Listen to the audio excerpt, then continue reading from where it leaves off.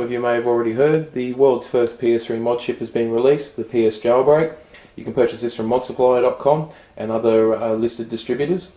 The device basically opens up the doors to being able to play third-party applications on the PS3, such as the backup manager provided by the Jailbreak team. You'd also expect a host of other homebrew applications to slowly appear over the coming months to years. It'll basically turn the PS3 into something similar to the old Xbox, which was an open platform, and today is still used as media centers and much more. The backup manager itself at this stage will allow you to make backups of your original games onto your internal PS3 hard drive or an external USB hard drive, flash drive, and play them from there. Do note that you won't be able to make backups of Blu-ray movies or DVD discs, just your original PlayStation 3 games.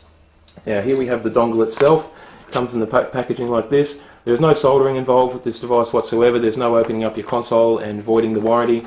It is quite an easy device to use and install. You will also need a USB flash drive to install the backup manager software and possibly other homebrew applications in the future, so you'll need to get one of those to use with the device. So what we're going to do now is show you how to first power on and install the backup manager. At first, with the PS3 Slim, you need to make sure that the power cable is out first and then plug it in. With the old fat consoles, you just turn the switch off on the back and then turn it on. And you'll put the dongle in the USB port in the front, and then press power and eject really quickly.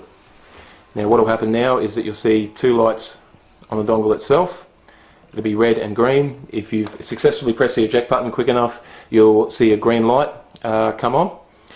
If you see a red light, it means that you need to repeat the process again. And there we go, we have the green light. So now what we're going to do is insert the USB stick into the console and load in.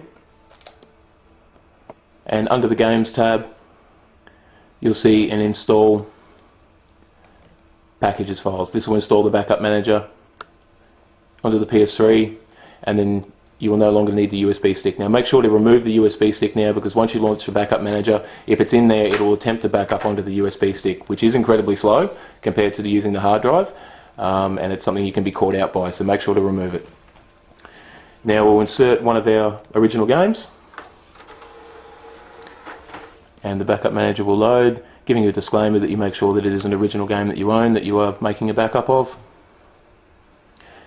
You'll see it display on the screen. You press the O button to initiate the backup. Once again, a disclaimer to acknowledge that it is your own original game.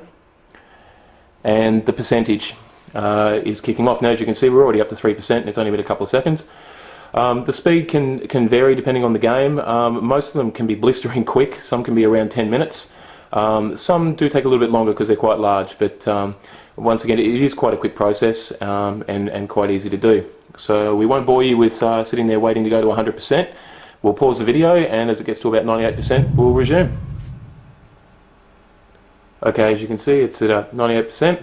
It's just about done, so we're just going to wait for it to finish. It's at 99.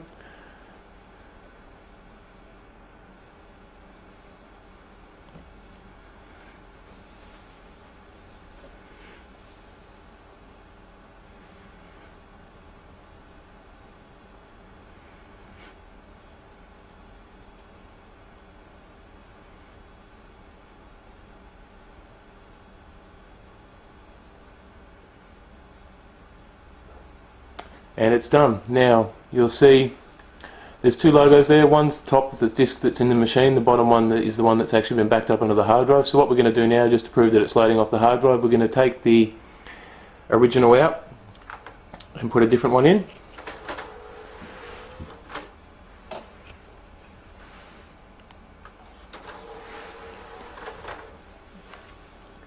And you'll see it come up on the screen in just a second.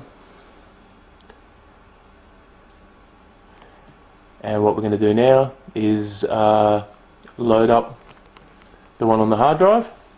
What it'll do, it'll drop you back to the main menu, where it'll appear as a disk to load. You go up and load in.